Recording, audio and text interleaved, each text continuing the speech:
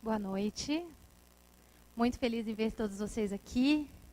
Ver que alguns já voltaram de férias, né? Alguns ainda não tiraram. Isso é reconfortante para quem volta, tá? Muito obrigada por você estar aqui. A pergunta que norteou o nosso mês é: o que move a sua vida? E eu já quero começar te perguntando aquilo que eu espero que você já tenha uma resposta na ponta da língua. Coisas ou pessoas?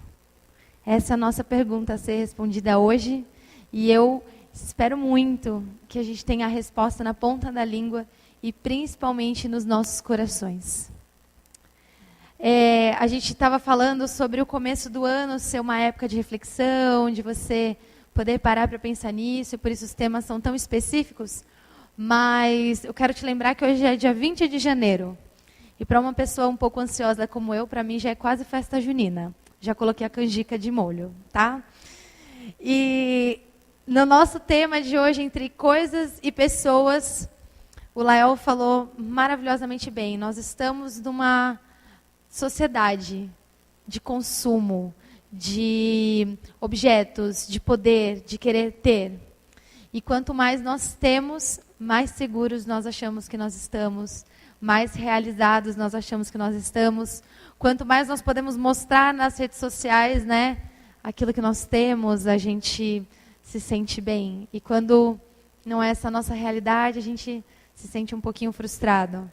Mas aí nós vamos voltar a uma frase que nós temos falado, acho que desde o meio do ano passado, em várias pregações, nós usamos essa frase e eu espero que ela encontre um lugar no seu coração e fique carimbada lá.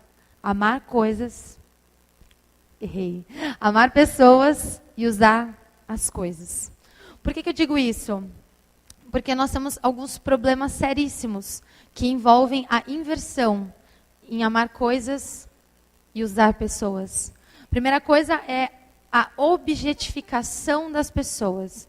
Nós tornamos as pessoas objetos que nós usamos, que nós fazemos isso para o nosso prazer, para a nossa companhia, para o nosso desfrute, e quando nós cansamos dessas pessoas, nós simplesmente descartamos e procuramos outras. Isso acontece nas amizades, isso acontece nos relacionamentos amorosos, isso acontece até no ramo profissional. Nós não estamos nem aí, para falar bem a verdade. E aí isso gera, que é o nosso segundo ponto, uma frieza nos relacionamentos, um relacionamento raso. Eu não te conheço direito, você não me conhece direito, e a gente vai se usando enquanto nos é cômodo, e a hora que a gente não quer mais, a gente também rompe aquele relacionamento e ninguém se machuca. O egoísmo envolvido em tudo isso, eu só quero me relacionar com você porque você tem alguma coisa para me dar em troca. E vice-versa. Enquanto essa sociedade estiver dando lucro para os dois, ou 3, ou 4, enfim, ok. Quando alguém começar a sentir que está sendo lesado, ou, enfim, está sendo um peso para essa comunidade, nós simplesmente descartamos, porque nós estamos usando as pessoas. E aí a gente começa a desvalorizar as experiências que as pessoas tiveram, ou eu te conheço hoje, eu não estou nem aí o que você fez da sua vida, que fez você ser o ser humano que você é hoje, porque você toma as escolhas que você, as atitudes que você toma, porque você escolhe as coisas dessa forma, porque para mim tanto faz. Eu desvalorizo todas as experiências que você teve na sua vida. O que importa é o agora. O que importa é eu usar agora esse relacionamento, eu usar você. E aí tem o outro lado da moeda. Eu tenho medo de não ser aceito. Eu tenho medo de não ter o suficiente a oferecer para as pessoas. Eu tenho medo de não me encaixar. E aí eu começo a ficar cada vez mais só. Porque eu vou me rodeando de coisas para mostrar para você que eu tenho coisas. E na verdade eu estou completamente sozinho, porque eu não me relaciono com ninguém. E aí se eu tenho um fracasso financeiro, se eu tenho um fracasso social, um vexame, eu posso correr o risco de encerrar minha vida precocemente, porque eu não atingi as expectativas.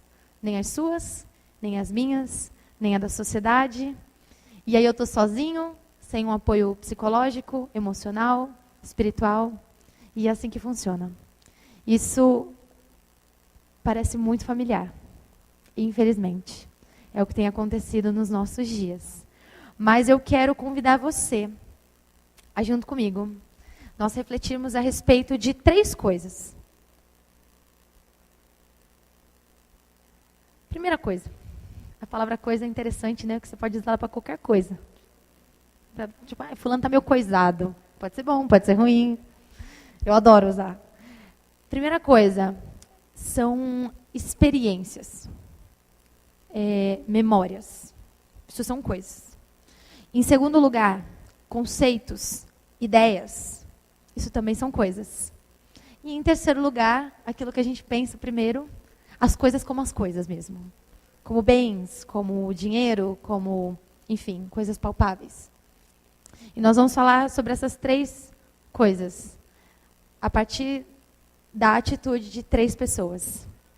E eu vou convidar você para fazer uma leitura bem longa, tá? Porque sim.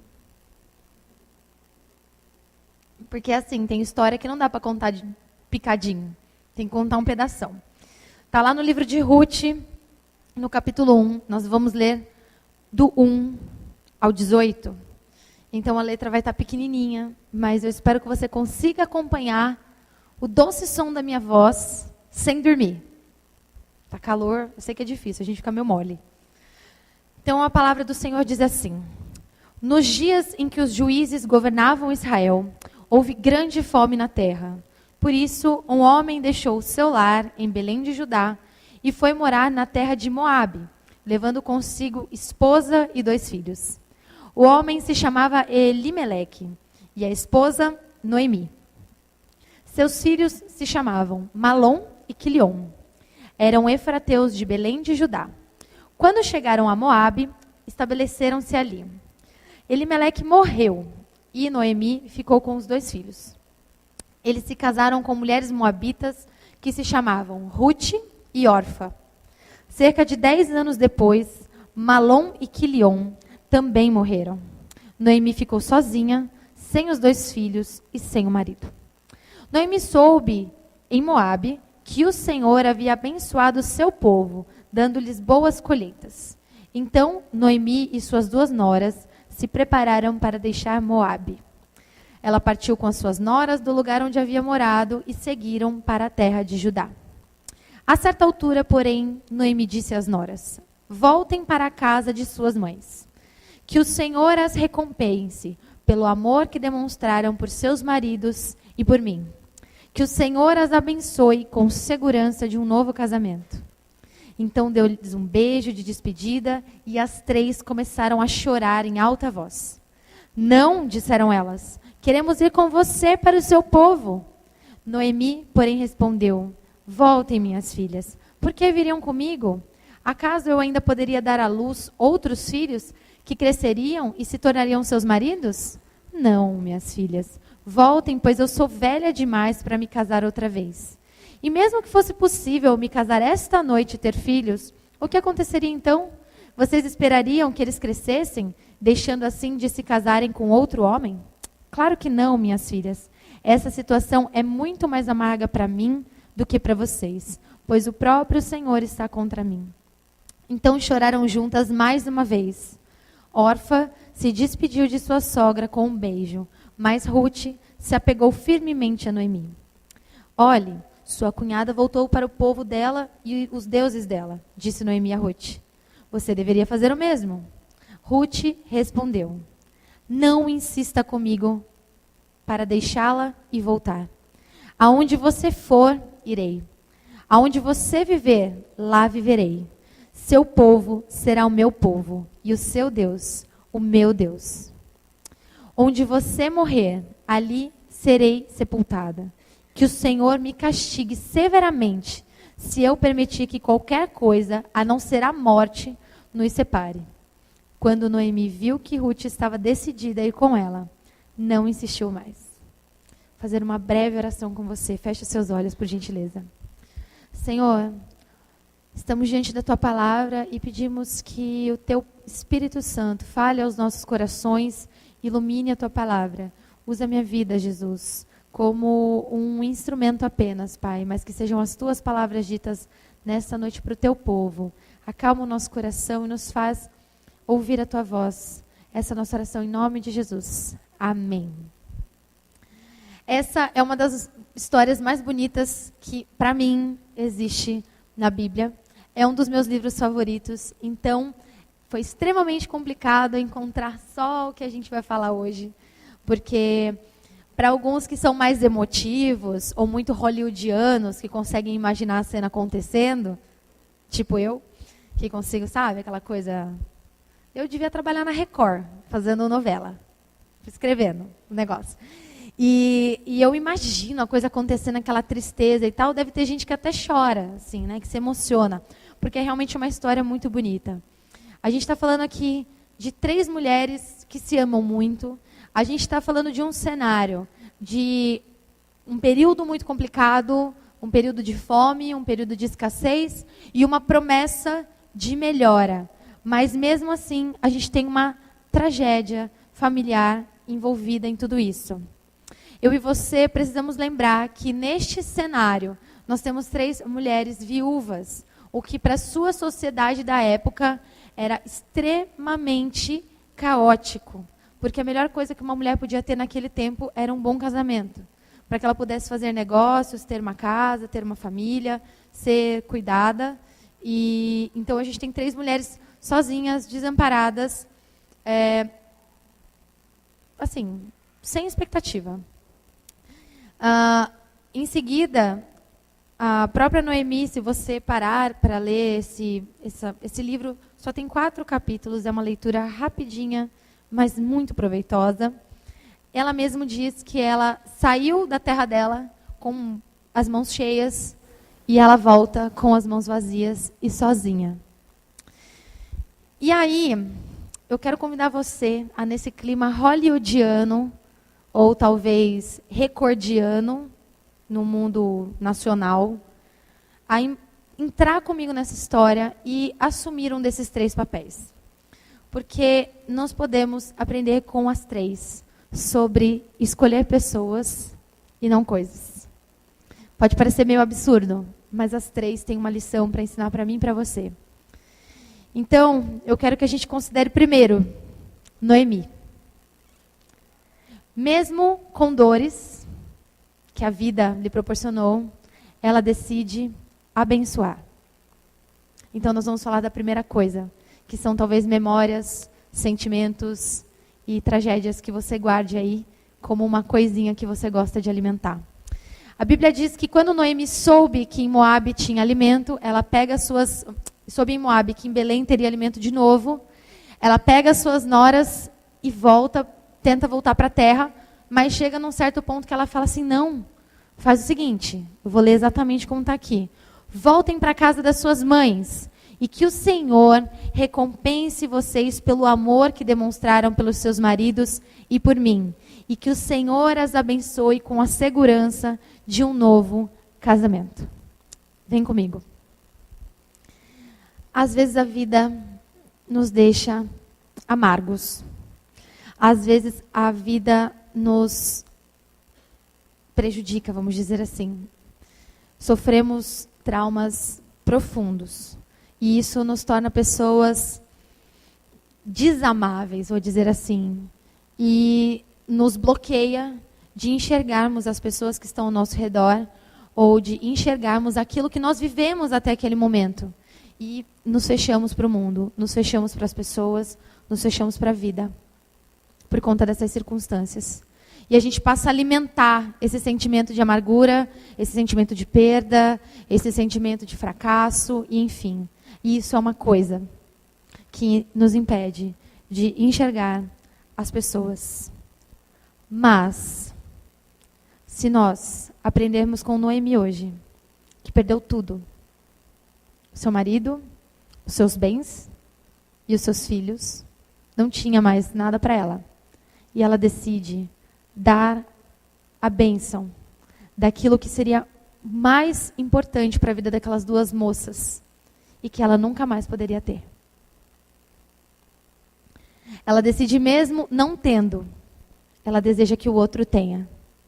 E a gente às vezes é tão egoísta que a gente acha que se a gente não tem, ninguém pode ter. E a gente escolhe as coisas que nos fazem mal, que nos prendem, que nos amarguram, ao invés de declarar bênção ao redor daqueles que estão, na vida daqueles que estão ao nosso redor. Tem um filme muito interessante chamado Corajosos. Pare para assistir, tem no Netflix. É uma produção mais pé no chão, filme de crente, tá? Tá convidado a assistir. E tem uma cena interessante de um dos rapazes, desculpa, vou dar esse spoiler, mas acontece muito mais coisa, tá? Que ele perde a filha dele com 9 anos. A menina tem 9 anos e ela vem a falecer num acidente de carro. E ele culpa Deus, culpa a situação, a mulher dele também fica muito transtornada, mas chega um momento que ele passa a entender que ele tem outras pessoas ao redor dele, que ele ainda tem outro filho, que ele tem a esposa, que ele tem os amigos. E aí ele faz uma oração de gratidão. Deus, muito obrigada. Obrigado. Porque eu pude ter a minha filha por 9 anos. Ela podia talvez nunca ter nascido. Eu sei que eu não vou ver ela casar, se formar, enfim. Mas eu pude viver com ela os melhores 9 anos da minha vida. Então eu sou grato por isso.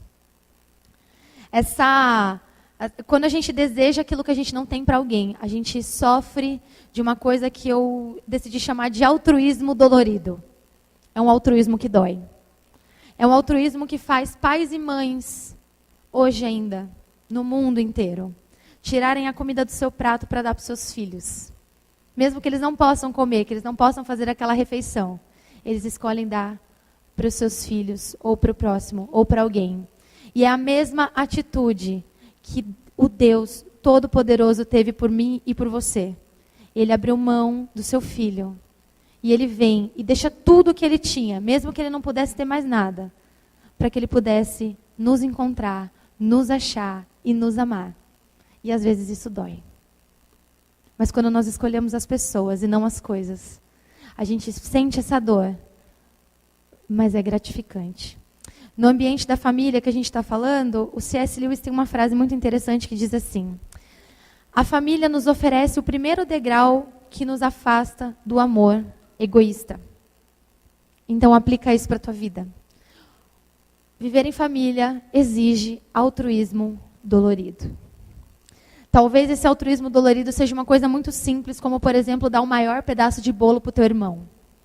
Ou deixar o último pedaço de pudim na geladeira para o último que chega em casa. Isso para mim é extremamente dolorido, mas é uma coisa simples. Ou talvez seja você decidir, de uma vez por todas, colocar nas mãos do Senhor uma mágoa, uma decepção, um fracasso que tem te consumido e te impedido de viver em paz com a sua família. E o dia que o Senhor tratar essa ferida e que você fala assim, põe a mão. Eu sei que vai doer, mas eu prefiro abrir mão dessa coisa que está me prendendo do que continuar vivendo infeliz com as pessoas que eu amo. Em segundo lugar, nós temos mais uma personagem. Pode ser que você não tenha se encontrado com a Noemi, mas a gente tem a Orfa. A Orfa é a obediência à voz da experiência, mesmo que seja dolorido. Eu acho que escolher pessoas e não as coisas deve doer mesmo, porque tudo aqui dói, tudo tem lágrima, tá um choro só esse negócio aqui. A palavra diz no versículo 14 que elas choraram juntas mais uma vez. Orfa se despediu da sua sogra com um beijo e foi embora. As coisas, como nós já dissemos, não são às vezes só bens materiais. Pode ser a nossa segunda coisa. Ideais, conceitos, determinações que nós já fizemos na nossa mente que nós não queremos mudar. A nossa geração, ou qualquer geração atual, tem extrema dificuldade de ouvir, escutar a geração anterior.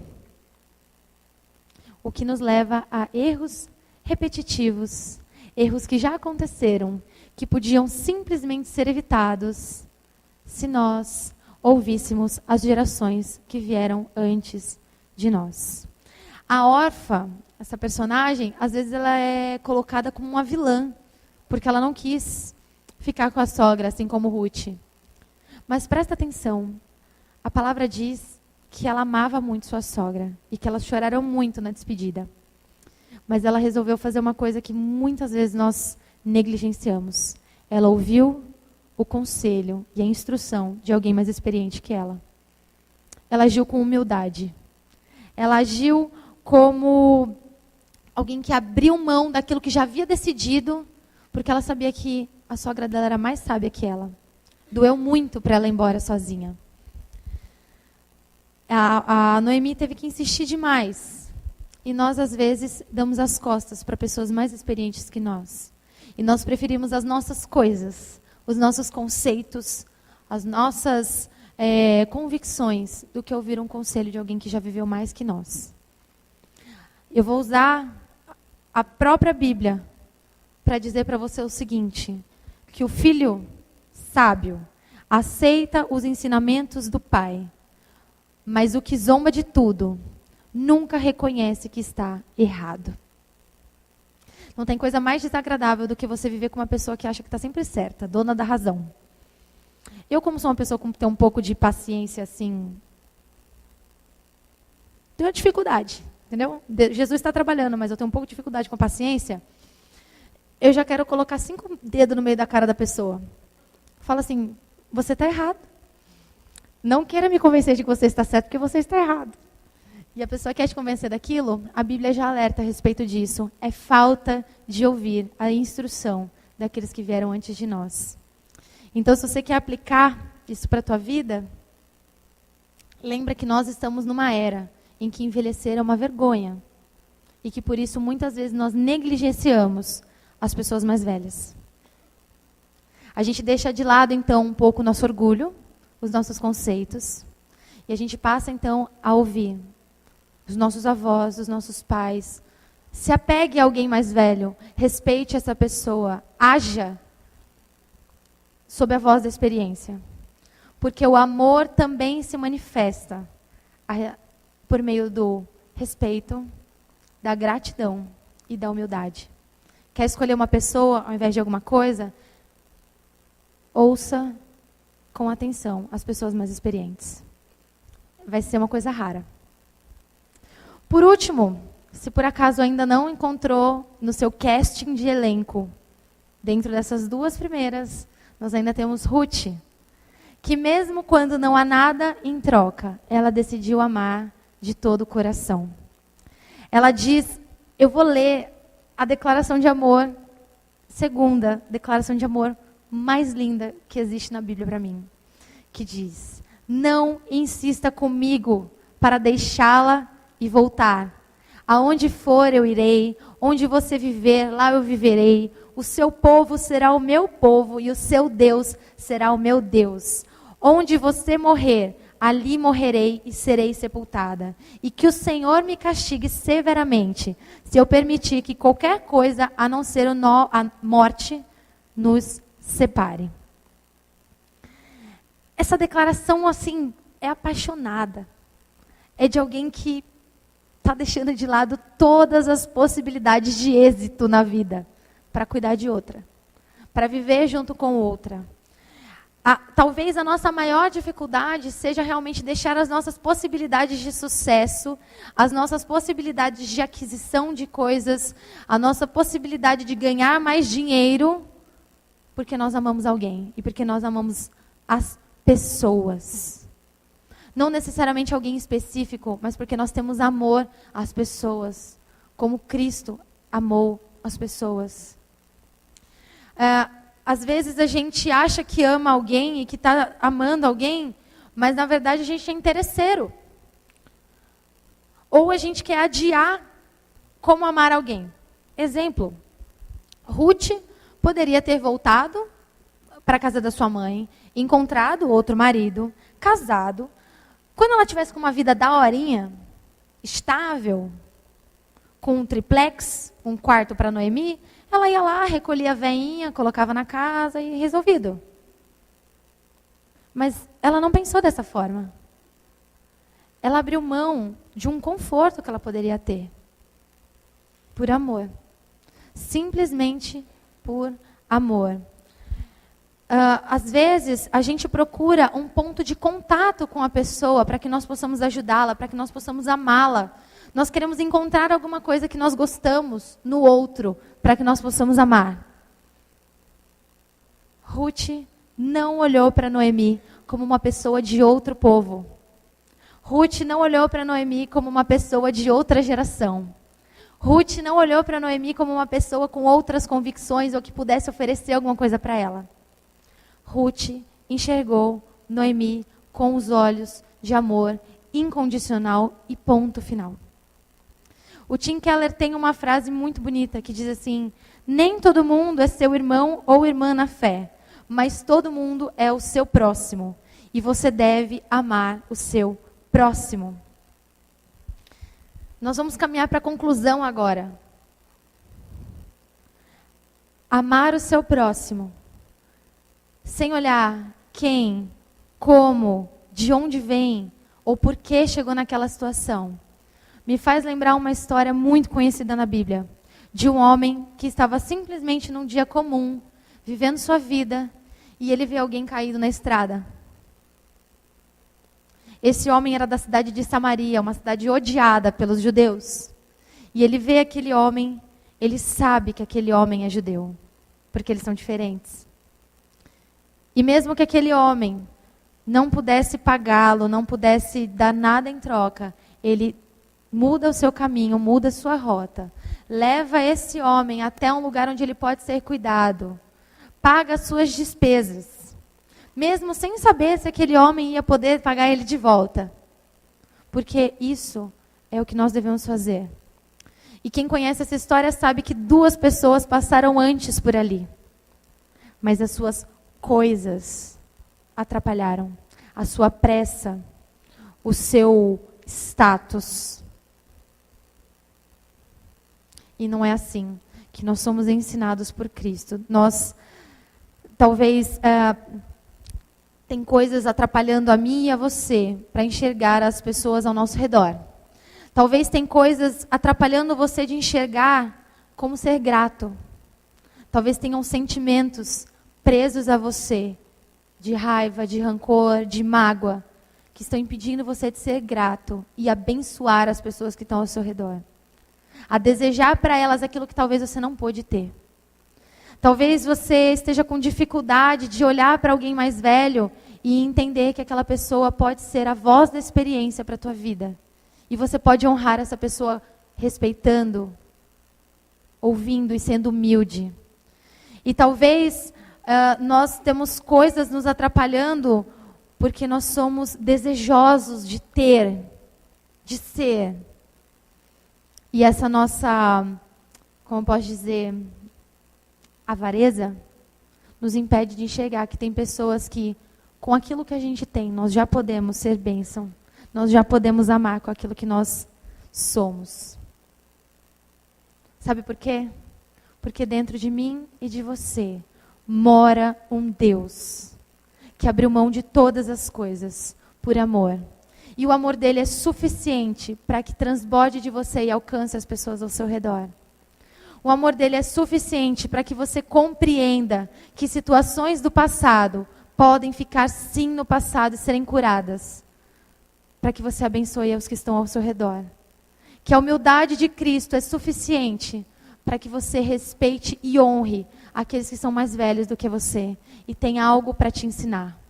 E mais do que isso, o amor de Cristo é suficiente para alcançar aquele que você não vai precisar enxergar se é igual a você ou diferente de você. Porque simplesmente o amor de Cristo cobre a multidão dos meus pecados, dos seus pecados e do pecado do mundo inteiro. Então, o meu papel é só seguir os passos do Mestre. Eu realmente oro para que isso aconteça hoje à noite. Para que você consiga agora fechar os seus olhos e orar junto comigo. Pedindo para que o Senhor abra os seus olhos, abra o seu coração, abra suas mãos, abra o seu bolso, abra o que precisar ser aberto. Para que você possa amar e escolher as pessoas. Vamos orar juntos, se você permitir. Senhor, Diante da tua palavra, nós somos confrontados, ó Pai. Porque o próprio Cristo disse que aqueles que querem segui-lo devem tomar a sua cruz. E a cruz muitas vezes é fazer escolhas difíceis. Muitas vezes é fazer escolhas doloridas. Mas que em todo o tempo que nós seguirmos o exemplo de Cristo, nós estaremos fazendo aquilo que Ele mais fez, que é amar aqueles que estão ao nosso redor, amar o nosso próximo. O Senhor abriu mão de tudo o que o Senhor tinha, para que nós hoje pudéssemos ter vida. Que nós possamos abrir mão de tudo que temos, para podermos alcançar a tua vida, Jesus. Senhor, que nós possamos abrir as nossas mãos, abrir o nosso abraço e abençoarmos aqueles que estão ao nosso redor, mesmo que seja por algo que nós não temos. Que nós sonhamos em alcançar, mas não pudemos ter. Que nós tenhamos olhos puros, ó Deus, mãos limpas para abençoar uns aos outros. Que nós possamos ter humildade, sermos carregados pela humildade de Cristo, respeitando uns aos outros, ó Pai, e escolhendo ouvir e não impor aquilo que muitas vezes são os nossos conceitos. E principalmente, ó Pai, não nos faça colocar o nosso coração em tesouros terrenos, ó Pai, mas nos ensina a amar incondicionalmente como o Senhor nos ama, Pai, sabendo que o Senhor entregou a sua vida por nós. E isso basta. Que em nome de Jesus haja mudança nas nossas vidas, haja mudança na nossa forma de amar, ó Pai. Ensina-nos a cada dia a amar como o Senhor ama, Pai. E que nós tenhamos uma semana agitada, cheia de pessoas, para que nós possamos demonstrar o amor de Cristo por cada uma delas. É no teu nome, Jesus, que nós oramos e agradecemos a Ti. Amém.